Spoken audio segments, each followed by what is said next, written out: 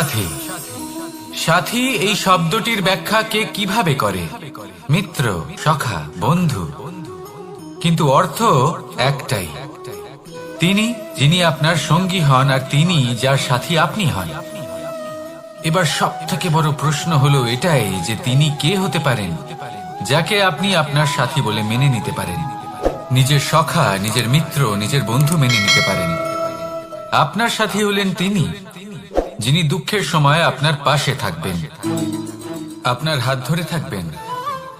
আপনার সাথী হলেন তিনি যার হাত আপনি নিজের সুখের দিনে ধরে থাকবেন।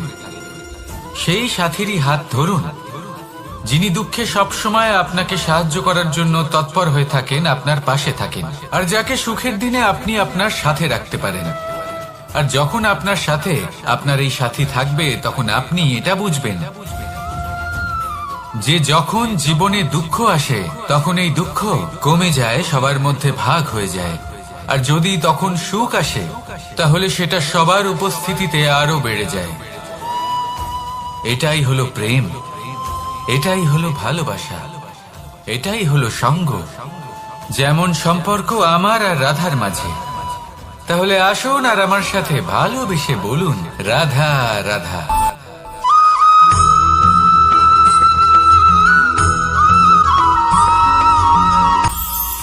এটা হলো ধান গাছ। এর থেকে যে চাল উৎপন্ন হয় তা মানুষ গ্রহণ করে। আর এটা কি? এ হলো জংলি ঘাস। একবার ভেবে দেখুন, যদি এই জংলি ঘাস ধান গাছের আশেপাশে থাকে তাহলে কি হবে? ধান উৎপন্ন হতে পারবে? তা উৎকৃষ্ট হতে পারবে? আমরা কি তা গ্রহণ করতে পারবো? কখনোই নয়। এই জংলি ঘাস ধানকে নষ্ট করে দেবে, কিন্তু নিজে জীবিত থাকবে। এটাই হলো আজকের শিক্ষা। এই সংসারে যদি আপনি নীতির পথে চলতে চান, উচিত কর্ম করতে চান, সংসারকে সেবা করতে চান, তাহলে জংলি ঘাসের মতো ব্যক্তিদের থেকে সবসময় দূরে থাকতে হবে। সেই ব্যক্তি যারা দুর্নীতি এবং মিথ্যা দ্বারা পরিপূর্ণ, যাদের ব্যবহার অশুভ, যাদের অনেক অশুভ গুণ রয়েছে, তারা সঠিক নয়। সেই সকল ব্যক্তি যাদের চরিত্র অত্যন্ত দুষ্ট হয়, তারা হয় শুভ চরিত্রের ব্যক্তিকে একদম নষ্ট করে দেয়, নয় নিজের মতো বানিয়ে তোলে। তাই যদি আপনি নীতির পথে চলতে চান, এই সংসারের জন্য শুভ কর্ম করতে চান, তাহলে সেই সঙ্গ লাভ করুন যে সঙ্গ জ্ঞানে পরিপূর্ণ, যাদের মধ্যে অনেক গুণ আছে, যাদের থেকে প্রতিদিন কিছু শিখতে পারবেন। এমন ব্যক্তির সাথে জীবন অতিবাহিত করুন, দুরাচারীদের থেকে দূরে থাকুন। তবেই এই মন প্রসন্ন হয়ে বলবে, রাধা রাধা।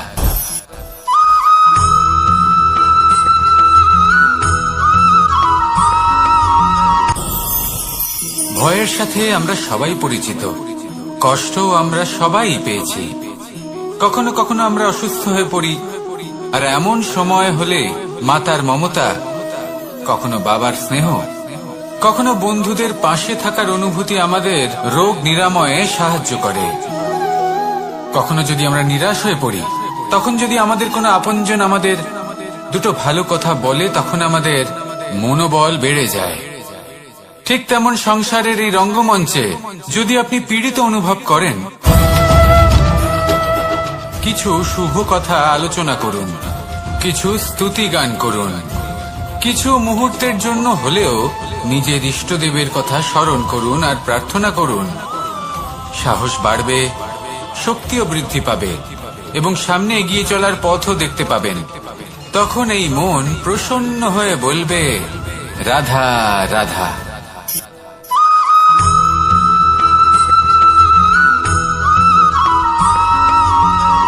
জীবন কিসের উপর নির্ভরশীল? ধনের উপর? বৈভবের অনুভব যদি আপনি করতে চান, তাহলে তা পাবেন শুধু একতার দ্বারা, সংগঠনের দ্বারা। যদি আপনাকে উদাহরণ দিই, নিজের এই হাতটাকে দেখুন, 5টা আঙুল রয়েছে। কোনো একটা বস্তুকে নিজের একটা আঙুল দ্বারা তুলে ধরার চেষ্টা করে দেখুন, বড়ই কষ্ট হবে। তখন আপনি বুঝতে পারবেন, যখন এই 5টি আঙুল একত্রিত হয় তখন কোনো কাজ কতটা সহজ হতে পারে। এটাই হলো শক্তি একতার। সব থেকে ভালো উদাহরণ যদি আপনাকে দিই, তাহলে বাঁশি। এই বাঁশি থেকে অত্যন্ত মধুর সুর নির্গত হয়, যা সবার মন প্রসন্ন করে দেয়। এই কথা সত্যি। কিন্তু এই বাঁশি আমি একটা বা দুটো আঙুল দিয়ে বাজাতে পারবো না। আমাকে প্রত্যেকটা আঙুল ব্যবহার করতেই হবে, তবেই এর থেকে মধুর সুর নির্গত হবে, যা সকলকে প্রসন্ন করবে। ঠিক কিনা? ঠিক এইভাবেই যদি আপনি চান যে আপনার জীবনরূপী বাঁশি থেকেও মধুর সুর নির্গত হোক বা সবার মনকে প্রসন্ন করে তুলুক, তাহলে আপনাকেও জীবনে একতা নিয়ে আসতেই হবে। আপনি একাও কর্ম করতে পারেন, পথ চলতেও পারেন, সামনেও এগোতে পারেন, সাফল্যও লাভ করতে পারেন। কিন্তু যখন সকলে একসাথে এগোবেন, সেই পথে চলবেন, সেই কর্মই করবেন, তখন লক্ষ্যে অবশ্যই পৌঁছবেন, সাফল্য অবশ্যই লাভ করবেন। কিন্তু সেই সাফল্য এবং তার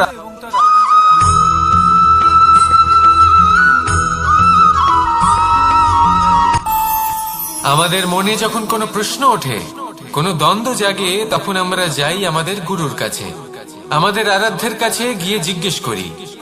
এইভাবেই একদিন আমি পৌঁছলাম আমার আরাধ্যের কাছে, আমার মহাদেবের কাছে, আর ওনাকে প্রশ্ন করলাম যে মহাদেব, জীবনে আনন্দ পাওয়ার, উৎসব পালনের, প্রেম ভাগ করে নেবার, জীবনকে উপভোগ করে নেওয়ার সর্বশ্রেষ্ঠ সময় কোনটা? মহাদেব হাসলেন আর উনি বললেন, জীবনে উৎসব পালনের সব থেকে শ্রেষ্ঠ দিন হলো মৃত্যুর ঠিক আগের দিনটা। প্রেম ভাগ করে নেওয়ার সব থেকে শ্রেষ্ঠ মুহূর্ত হলো মৃত্যুর ঠিক আগের মুহূর্ত। জীবনকে উপভোগ করে নেওয়ার সর্বশ্রেষ্ঠ প্রহর হলো মৃত্যুর এক প্রহর পূর্বে। তখন আমি চমকে গেলাম। আমি বললাম, কিন্তু মহাদেব, মৃত্যু তো অনিশ্চিত, আমরা জানিও না কবে আমাদের মৃত্যু হবে। মহাদেব আবার হাসলেন। উনি বললেন যে যদি আমরা এভাবে জীবন কাটাই যে আমরা জীবনের প্রত্যেক দিন, প্রত্যেক মুহূর্ত, প্রত্যেক প্রহর শেষ বলে মনে করি, তাহলে আমাদের সমস্ত জীবন আনন্দের সাথেই অতিবাহিত হবে। কি বলেন?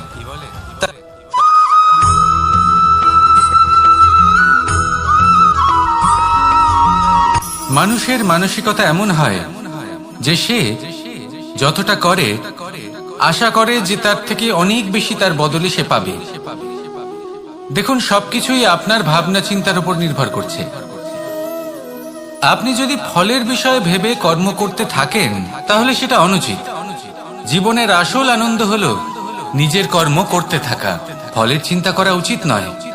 যদি আপনি এরকম ভাবেন যে আমি এতটা করছি, আমার এতটা পাওয়া উচিত, সেই ভাবনা অনুচিত। যদি আপনি সেবার মানসিকতা নিয়ে কর্ম করতে থাকেন, কর্মচক্রে প্রবাহিত হন, যদি আপনি এমন ভাবনা রাখেন যে আমি এতটা পাচ্ছি, তাই এর থেকে অনেক বেশি আমি কর্ম করব, তাহলে নিশ্চিত রূপে আপনি যতটা করছেন তার থেকে অনেক বেশি আপনি পাবেন। আপনার আশার থেকে অনেক বেশি আপনি পাবেন। শুধু জীবনে অনেক বেশি কাজ করতে থাকুন, ফলের চিন্তা করবেন না। আর মনে রাখবেন, এই ভাবনাই সব থেকে বড় বীজ। কর্মের উপর বিশ্বাস রাখুন। জীবনে যা যা আপনি চান সবই সুখময় হবে। আসুন আর আমার সাথে ভালোবেসে বলুন, রাধা রাধা।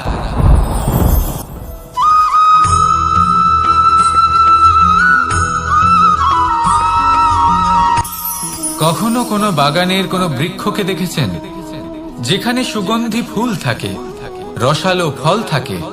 তখন মন প্রফুল্ল হয়ে ওঠে, মন থেকে সেই বৃক্ষের প্রতি ভালোবাসা জন্মায়। কিন্তু যিনি বাগানের মালিক, শুধুমাত্র তিনিই জানেন যে কিভাবে এই বৃক্ষকে আগলে রাখতে হয়, কিভাবে তার পরিচর্যা করলে এতে সুন্দর সুগন্ধি ফুল হবে, রসালো ফল হবে। কখনো কখনো প্রয়োজনের থেকে বেশি রোদ পেলে এই বৃক্ষগুলি শুকিয়ে যায়, প্রয়োজনের থেকে কম রোদ পেলেও এই বৃক্ষ কিন্তু শুকিয়ে যায়। প্রয়োজনের থেকে কম জল যদি পায়, এই বৃক্ষ শুকিয়ে যেতে পারে। প্রয়োজনের থেকে অতিরিক্ত জল যদি পায়, তখনও এই বৃক্ষের শিকড়গুলি নষ্ট হয়ে যেতে পারে। এবার এটাই কিন্তু আমাদের সংসারের সাথেও হয়। আমাদের সংসারের সকল প্রতিভাশালী ব্যক্তি, যেমন লেখক, বিচারক, প্রবক্তা, যোদ্ধা, এদের সবার ক্ষেত্রে এই কথাটাই প্রযোজ্য। যদি বেশি প্রশংসা করা হয় তাহলেও এরা হারিয়ে যাবেন। প্রয়োজনের থেকে বেশি যদি নিন্দা করা হয় তখনও তারা নত হয়ে পড়বেন।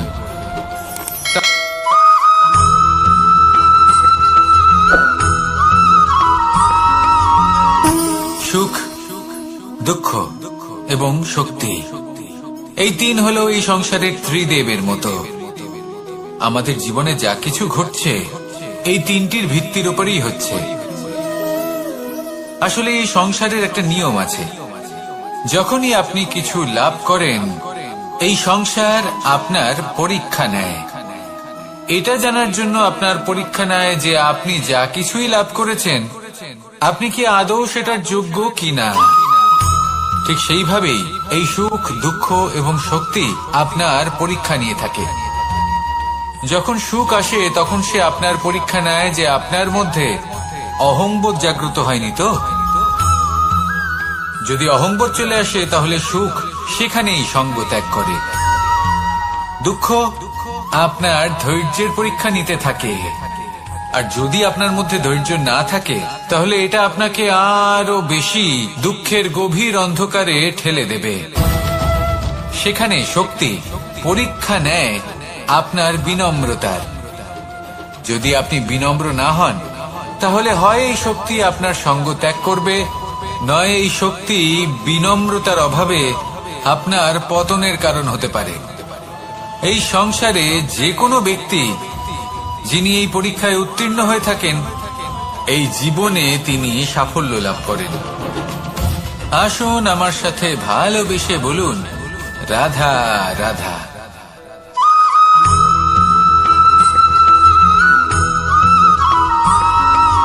জীবনে যখন কোনো ব্যক্তি নিজের লক্ষ্য প্রাপ্তির জন্য নিরন্তর পরিশ্রম করতে থাকেন, চেষ্টা করতে থাকেন, তখন তিনি কষ্ট অনুভব করেন।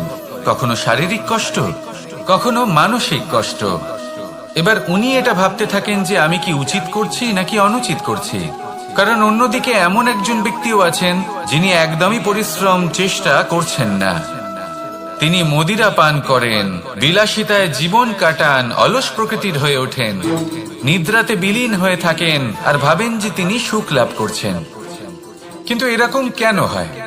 কারণ যখন আমরা সৎ পথে থাকি, উচিত পথে চলি, লক্ষ্য প্রাপ্ত করার জন্য চেষ্টা করতে থাকি, তখন আমাদের ভেতরে থাকা নেতিবাচক শক্তি এবং পাপ এই দেহকে ত্যাগ করে দেয়। আর এই অনুভূতিটাই আমাদের দুঃখের অনুভূতি দেয়, কষ্ট দেয়। এবার সেখানে যদি আমরা কুপথে চলি, অনুচিত পথে চলতে থাকি, তাহলে আমাদের ভেতরে থাকা পুণ্য এবং ধনাত্মক শক্তি আমাদের দেহ ত্যাগ করে দেয়। আর এই অনুভূতির কারণেই আমরা সুখ অনুভব করি।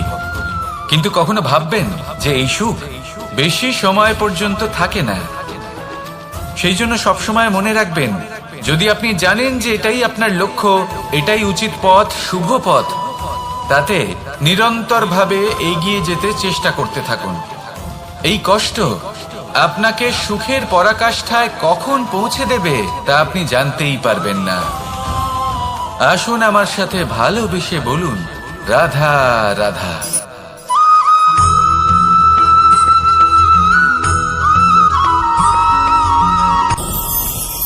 ভয়ের সাথে আমরা সবাই পরিচিত, কষ্ট আমরা সবাই পেয়েছি।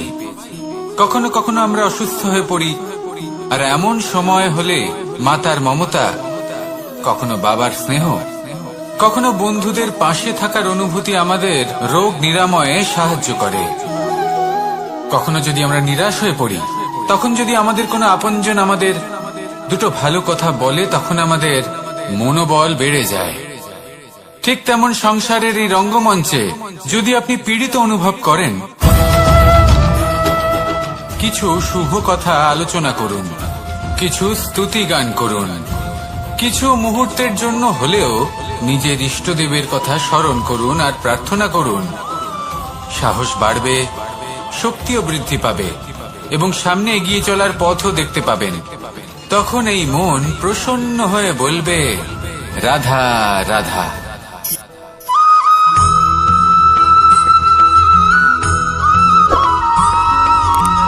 কথায় আছে যে এমন কোনো অক্ষর নেই যার দ্বারা কোনো মন্ত্র হয় না, এমন কোনো বনস্পতি নেই যা নিজেই একটা ঔষধি নয়, পৃথিবীর এমন কোনো ব্যক্তি নেই যার মধ্যে কোনো যোগ্যতা থাকে না। শুধু প্রয়োজন হলো যে ব্যক্তিকে আমরা খুঁজে চলেছি তাকে সঠিকভাবে চিনে নেওয়া। যদি তার যোগ্যতা, তার বিশেষত্ব আমরা বুঝতেই না পারি, তাহলে আর লাভ কি রইল? এই সংসারে এমন অনেক ব্যক্তি রয়েছেন যারা ছোট ছোট অসফলতার কারণে আপনাকে এটা বলে দেবে যে আপনি কোনো কাজের নন, আপনি হলেন মূর্খ, আপনি কিছুই করতে পারবেন না। এইসব কথায় কখনোই বিশ্বাস করবেন না, কারণ আপনি এবং প্রত্যেকটি জীব এই পরমাত্মা এবং এই প্রকৃতির সৃষ্টি, যা অত্যন্ত বিশেষ। যদি আপনাকে উদাহরণ দিই তাহলে একদিকে আছে তরোয়াল, একটা বড় লম্বা তরোয়াল যার দ্বারা যুদ্ধ করা যায়, জয়লাভ করা যায়। আর অন্যদিকে রয়েছে একটা ছোট্ট সূচ, কিন্তু যে কাজ একটা ছোট্ট সূচ করতে পারে তা একটা তরোয়াল দ্বারা সম্ভব নয়। এর অর্থ হলো এটাই যে প্রত্যেকটা রচনা অত্যন্ত অমূল্য এবং অত্যন্ত বিশেষ হয়। তাহলে বিশ্বাস রাখুন যে আপনি অত্যন্ত বিশেষ একজন, আর প্রেমের সাথে বলুন রাধা রাধা।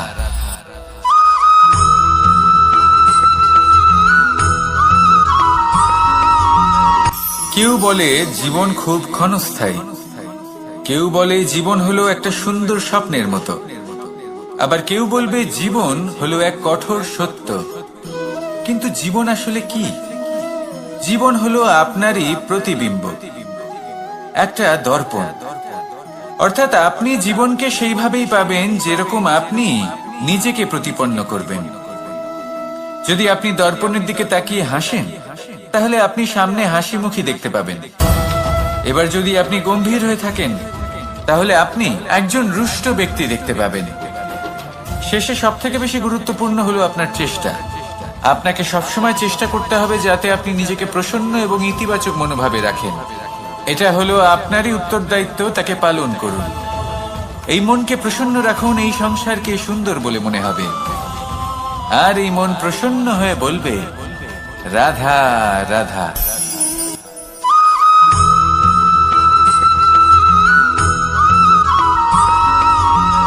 আপনি কখনো কোনো বাজকে নিজের বাসা বানাতে দেখেছেন? এই বাজ যখনই কোনো বাসা বানায় তখন উঁচু গাছের ডালে বা কোনো পর্বতের শিখরে বাসা বানায়, অনেক উচ্চতায়, আর সেখানে তার সন্তানও জন্মগ্রহণ করে। যখন এই সন্তানেরা জন্মায় তখন এই বাজ খুবই ভালোবেসে এবং খুব সাবধানে এদের পালন পোষণ করে, নিজের ঠোঁট দিয়ে তাদের ঠোঁটে খাবার পরিবেশন করে।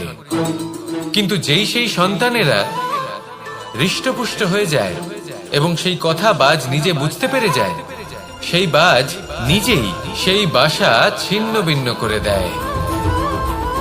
সেই সন্তান যাদের সবেমাত্র ডানা গজিয়েছে, কিভাবে উঠতে হয় তারা জানে না, সেই সন্তানগুলিকে উচ্চতা থেকে ঠেলে দেয়। সেই সন্তান প্রথমে ভয়ভীত হয়ে যায়, তারা সামনে মৃত্যুকে দেখতে পেয়ে ভয়ের কারণে তাদের ডানা ঝাপটাতে থাকে, আর সেই প্রক্রিয়াতেই সেই সন্তানগুলি উড়তে শুরু করে দেয়। এবার এই ঘটনায় আমরা কি শিক্ষা পেতে পারি? এটাই, যদি আপনি মাতা পিতা হন তাহলে নিজের সন্তানকে অবশ্যই স্নেহ করুন, কিন্তু তাদেরকে নিজের আঁচলের তলায় বেঁধে রাখবেন না। যদি আপনি চান আপনার সন্তান জীবনে উন্নতি করুক, তাহলে নিজের মুঠো থেকে তাদের স্বতন্ত্র করে দিন, এই সংসারে সংঘর্ষ করতে দিন। সেই সন্তান নিজেই বুঝতে পারবে যে জন্মের সময় পাওয়া ডানা কি করে ব্যবহার করতে হয়, আর আপনার চোখের সামনে আপনার সন্তান এই আকাশে উড়তে থাকবে। তাহলে আসুন আমার সাথে ভালোবেসে বলুন রাধা রাধা।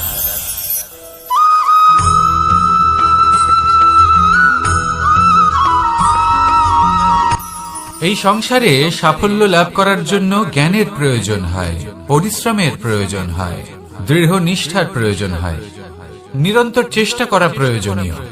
কিন্তু আরো কিছু আছে যা অত্যন্ত প্রয়োজনীয় এবং গুরুত্বপূর্ণ। তা হলো ভালো বন্ধু। তাদের থাকা অত্যন্ত প্রয়োজনীয়। যদি ভালো বন্ধু থাকে তাহলে সময় এলে তারা ঢাল হয়ে আপনাকে সুরক্ষা করবেন। সময় এলে অস্ত্রের মতো শত্রুকে সংহারও করবেন। যদি তিনি জ্ঞানী হন, তাদের মধ্যে সদ্গুণ থাকে, তাহলে এই সব গুণ আপনার মধ্যেও প্রবেশ করবে। তাহলে সাফল্যের জন্য ভালো বন্ধু পাওয়া অত্যন্ত প্রয়োজনীয়।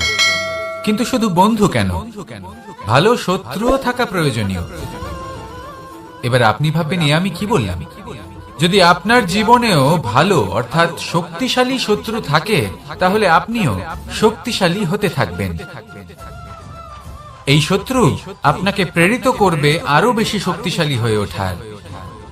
কখনো কোনো হরিণকে দেখুন, তীব্র গতিতে দৌড়তে থাকে। কেন তীব্র গতিতে দৌড়য়? এই কারণে নয় যে কোথাও তার জন্য মধুর ঘাস অপেক্ষা করে রয়েছে, না। সে এই কারণে তীব্র গতিতে দৌড়য় কারণ সেটা না করলে তার পেছনে একটি সিংহ আছে যে ওকে নিজের ভোজন করে ফেলবে। তাই জীবনে বিপদ, সংকট, এই সবকিছুও হলো অত্যন্ত গুরুত্বপূর্ণ। তার সম্মুখীন হতে শিখুন আর আমার সাথে ভালোবেসে বলুন, রাধা রাধা।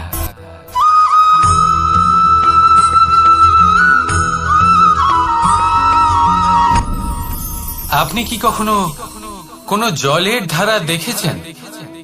তার সামনে যতই মাটি থাকুক না কেন, যতই কাদা থাকুক না কেন, যখন এই জলের ধারা বইতে আরম্ভ করে দেয়, তাহলে নিজের মনের, নিজের ভাবনার, নিজের জীবনের যত অনাবশ্যক তত্ত্ব আছে, অনুপযোগী অংশ রয়েছে, অর্থাৎ অপরিষ্কার অংশ রয়েছে, তা নিজে থেকেই নির্মল হয়ে উঠবে।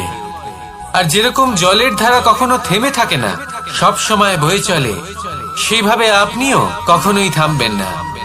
সবসময় বয়ে চলুন, এগোতে থাকুন। পথে যদি অনেক বিপদ আসে, সমস্যা আসে, থামবেন না। তার উপর নিরন্তর প্রহার করুন, নিরন্তর প্রয়াস করুন আর অগ্রসর হন। আপনি ভেবে দেখুন, এই জলের ধারা কখনো থেমে থাকে না, সবসময় বয়ে চলে, বিপদের সম্মুখীন হয়ে তাকে সাথে বয়ে নিয়ে চলে। সেই জন্য জলের ধারা, প্রবাহমান এই ধারা, এর থেকে কখনো দুর্গন্ধ আসে না, এতে কখনো ময়লা জমতে পারে না, বরং পালিত হয় সুন্দর প্রাণবন্ত জীবজন্তু, যেমন সুন্দর ছোট মাছ। তাই আপনিও এটাই করুন, কখনো থামবেন না, শুধু চলতে থাকুন, জলের ধারার মতো বইতে থাকুন। আপনি আপনার লক্ষ্য অবশ্যই খুঁজে পাবেন, আর তার সাথে নিজের অন্তরের যে মালিন্য রয়েছে তা আপনি নিজেই নিজের থেকে দূরে করে দেবেন। তাহলে আসুন আর আমার সাথে ভালোবেসে বলুন, রাধা রাধা।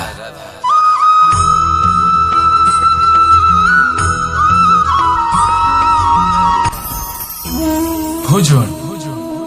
এবার ভোজন সংগ্রহ করার জন্য মানুষ কি না করেন, সব সময় চেষ্টা করতে থাকেন। ফসল উৎপাদনের জন্য অনেক পরিশ্রম করতে থাকেন, কিন্তু অনেক সময় অনেক পরিশ্রম করার পরেও ফসল ভালো উৎপাদন হয় না। এর কারণ কি? কারণ হলো এটাই যে আপনি পরিশ্রম হয়তো অনেক করেছেন, কিন্তু আপনার নজর তো সেই বীজের দিকে ছিলই না যা আপনি রোপণ করেছেন। সেই জন্য সব সময় কোনো বীজ রোপণ করার আগে তাকে পরখ করে দেখুন, তা অত্যন্ত আবশ্যক। আর সেইভাবেই যখনই কোনো কর্মের প্রশ্ন আসে, তাহলে সেখানে শুধুমাত্র পরিশ্রম যথেষ্ট নয়, সেই কাজের প্রতি আপনার কর্তব্য কি, আপনার উদ্দেশ্য কি, সেটা জানা হলো অত্যন্ত গুরুত্বপূর্ণ। তাই কর্ম করুন, কিন্তু সেই কর্মের প্রতি আপনার যা উদ্দেশ্য তার মাহাত্ম্য বুঝতে চেষ্টা করুন। তাহলে আসুন আমার সাথে ভালোবেসে বলুন, রাধা রাধা।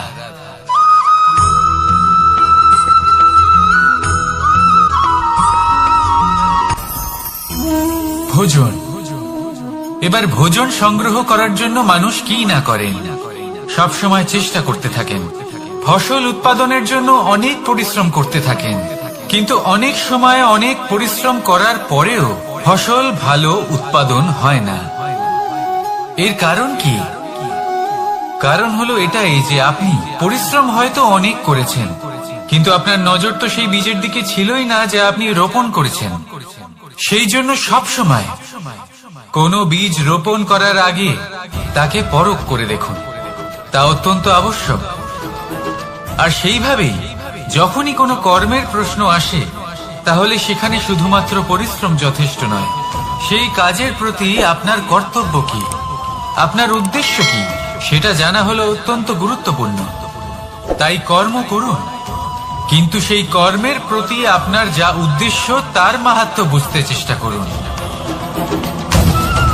তাহলে আসুন আমার সাথে ভালোবেসে বলুন, রাধা রাধা।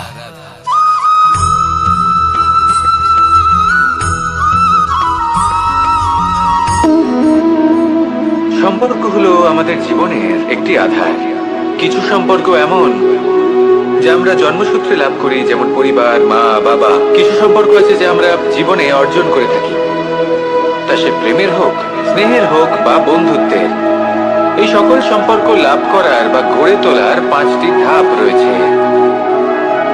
প্রথম ধাপ, কোনো ব্যক্তির সাথে আলাপ হওয়া, তার সাথে কথা বলা বা তাকে দেখা।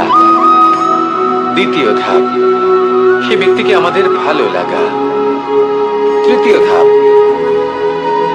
আমাদের এটা চাইতে শুরু করা যে জীবনে এই ব্যক্তি যেন আমাদের বন্ধু হন, আমাদের জীবনে থাকেন, বা আমাদের কাউকে ভালোবেসে ফেলা। আর এটা আমাদের ভাবা বা চাওয়া যে সেই ব্যক্তি যেন আজীবন আমার সাথে থাকেন, আমার জীবনে আমার সাথী হয়ে। চতুর্থ ধাপ, লাভ করা। এবার এই ধাপটি অনেক মানুষের পক্ষেই খুবই সরল হয়, বড়ই সরলভাবে নিজেদের সঙ্গীকে লাভ করে থাকে। কিছু মানুষের জন্য এই ধাপ অত্যন্ত কঠিন হয়ে থাকে। অনেক প্রতিকূল পরিস্থিতির উপর জয়লাভ করে তারা সঙ্গীকে লাভ করেন, কিন্তু লাভ অবশ্যই করেন। এরপরে আসে পঞ্চম, অন্তিম এবং সব থেকে গুরুত্বপূর্ণ ধাপ। সেটা হলো সেই সম্পর্ক পালন করা। এটা হলো এমন এক বিষয় যা প্রত্যেক মানুষের শেখা উচিত।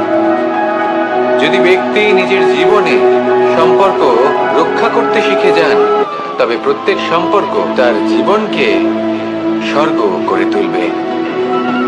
আসুন আর আমার সাথে ভালোবেসে বলুন, রাধা রাধা।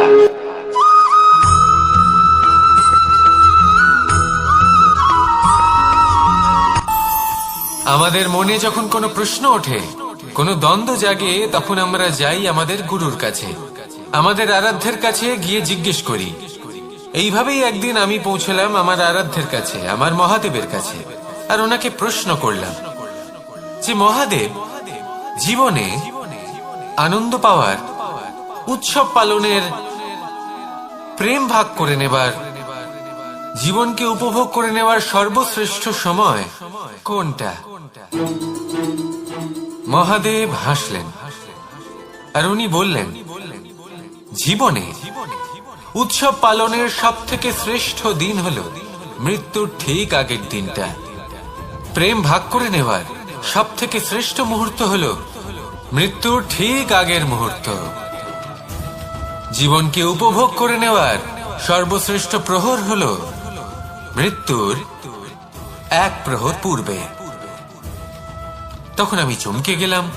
আমি বললাম, কিন্তু মহাদেব, মৃত্যু তো অনিশ্চিত, আমরা জানিও না কবে আমাদের মৃত্যু হবে। মহাদেব আবার হাসলেন। উনি বললেন যে যদি আমরা এভাবে জীবন কাটাই যে আমরা জীবনের প্রত্যেক দিন, প্রত্যেক মুহূর্ত, প্রত্যেক প্রহর শেষ বলে মনে করি, তাহলে আমাদের সমস্ত জীবন আনন্দের সাথেই অতিবাহিত হবে। কি বলেন?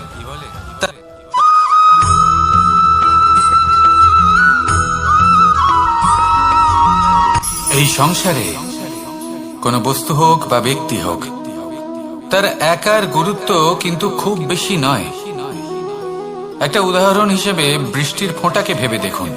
যদি একটি বৃষ্টির ফোঁটা হয় তাহলে তার খুব বেশি গুরুত্ব থাকে না, কিন্তু যখন সহস্র বৃষ্টির ফোঁটা মেঘের মধ্যে দিয়ে ঝরে পড়ে, তখন সেটা বর্ষার রূপ ধারণ করে।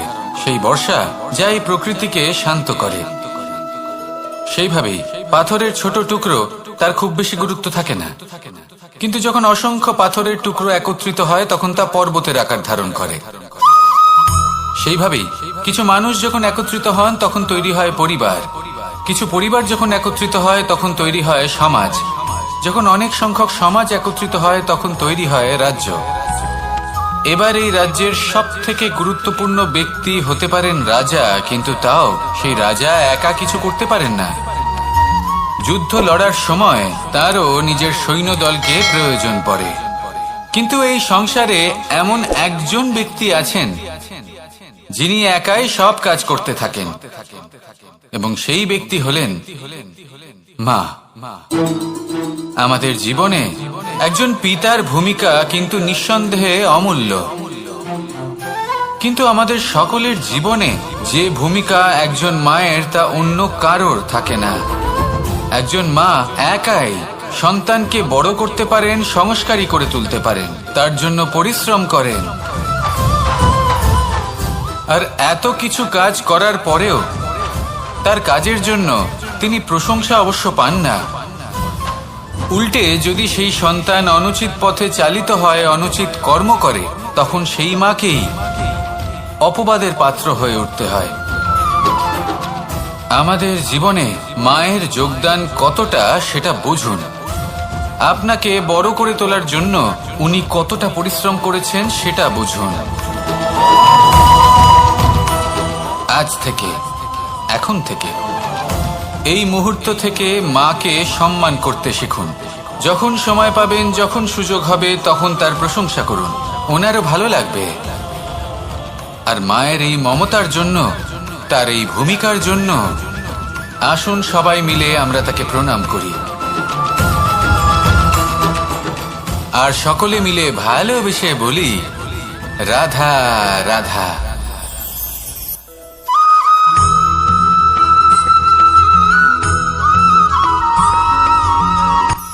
এই সংসারে সাফল্য লাভ করার জন্য জ্ঞানের প্রয়োজন হয়, পরিশ্রমের প্রয়োজন হয়, দৃঢ় নিষ্ঠার প্রয়োজন হয়, নিরন্তর চেষ্টা করা প্রয়োজনীয়। কিন্তু আরো কিছু আছে যা অত্যন্ত প্রয়োজনীয় এবং গুরুত্বপূর্ণ। তা হলো ভালো বন্ধু। তাদের থাকা অত্যন্ত প্রয়োজনীয়। যদি ভালো বন্ধু থাকে তাহলে সময় এলে তারা ঢাল হয়ে আপনাকে সুরক্ষা করবেন। সময় এলে অস্ত্রের মতো শত্রুকে সংহারও করবেন। যদি তিনি জ্ঞানী হন, তাদের মধ্যে সদ্গুণ থাকে, তাহলে এই সব গুণ আপনার মধ্যেও প্রবেশ করবে। তাহলে সাফল্যের জন্য ভালো বন্ধু পাওয়া অত্যন্ত প্রয়োজনীয়। কিন্তু শুধু বন্ধু কেন, ভালো শত্রুও থাকা প্রয়োজনীয়। এবার আপনি ভাববেন, আমি কি বললাম? যদি আপনার জীবনেও ভালো অর্থাৎ শক্তিশালী শত্রু থাকে, তাহলে আপনিও শক্তিশালী হতে থাকবেন। এই শত্রু আপনাকে প্রেরিত করবে আরো বেশি শক্তিশালী হয়ে ওঠার। কখনো কোনো হরিণকে দেখুন, তীব্র গতিতে দৌড়তে থাকে। কেন তীব্র গতিতে দৌড়য়? এই কারণে নয় যে কোথাও তার জন্য মধুর ঘাস অপেক্ষা করে রয়েছে, না। সে এই কারণে তীব্র গতিতে দৌড়য় কারণ সেটা না করলে তার পেছনে একটি সিংহ আছে যে ওকে নিজের ভোজন করে ফেলবে। তাই জীবনে বিপদ, সংকট, এই সবকিছুও হলো অত্যন্ত গুরুত্বপূর্ণ। তার সম্মুখীন হতে শিখুন, আর আমার সাথে ভালোবেসে বলুন রাধা রাধা।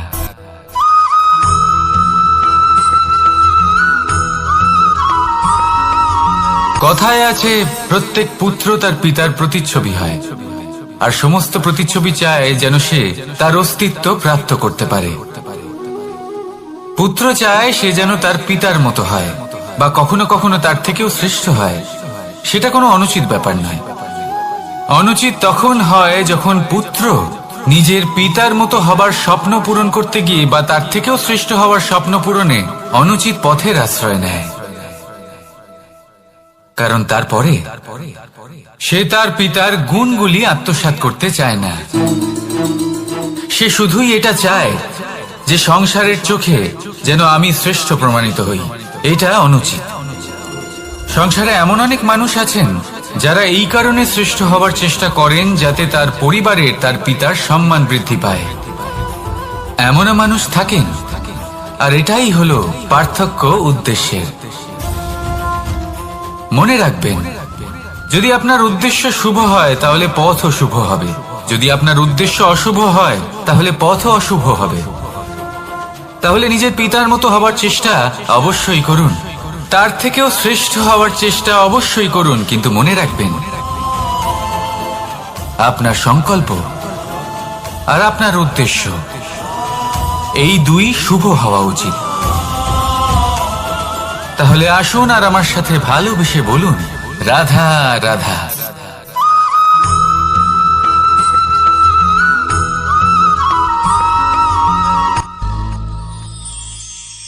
শিশিরের বিন্দু পাতার ওপর পড়ে আর তার গায়ে লেগে থাকে।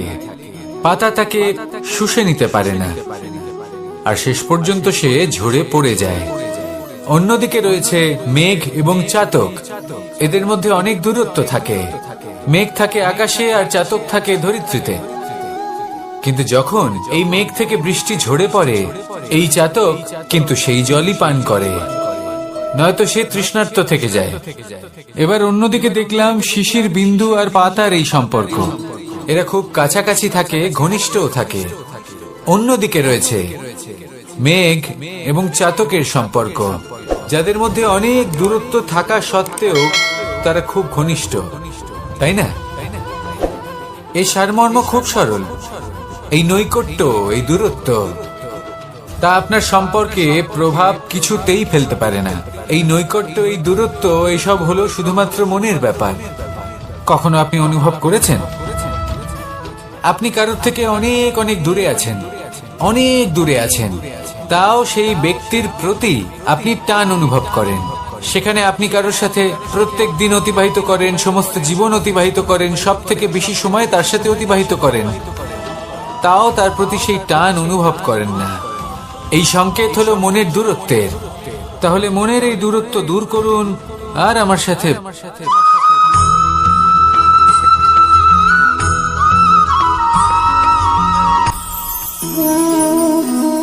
শক্তি এক অত্যন্ত বিচিত্র বস্তু, বা বলতে পারেন অনুভূতি। পিতা সবসময় চান যেন তিনি তার শক্তি পুত্রকে। আসুন আপনাকে সহজে বোঝাই। যদি আপনি সুপাত্র হন আর আপনাকে শক্তি দেওয়া হয়, তাহলে আপনি সেই শক্তির গুরুত্ব বুঝবেন, কোথায় সেই শক্তি প্রয়োগ করা উচিত সেটা বুঝবেন। আর এটা যেহেতু অর্জন করা শক্তি হবে, সেই শক্তির অপব্যবহার হবে না। কিন্তু যদি এই আপনি কুপাত্র হন আর যদি আপনাকে এই শক্তি দেওয়া হয়, তাহলে কি হবে? দেখতে গেলে এই শক্তি আপনি দান হিসেবে পেয়েছেন, তাই না? আপনি এই শক্তির গুরুত্ব বুঝবেন আর না এর প্রয়োগ আপনি জানবেন। তার অপব্যবহার হওয়া সুনিশ্চিত। তাই যদি আপনি কোনো শক্তি অর্জন করতে চান, তাহলে আগে তার যোগ্য হয়ে উঠুন। পুত্র নয়, পাত্র হয়ে উঠুন। আর আমার সাথে ভালোবেসে বলুন, রাধা রাধা।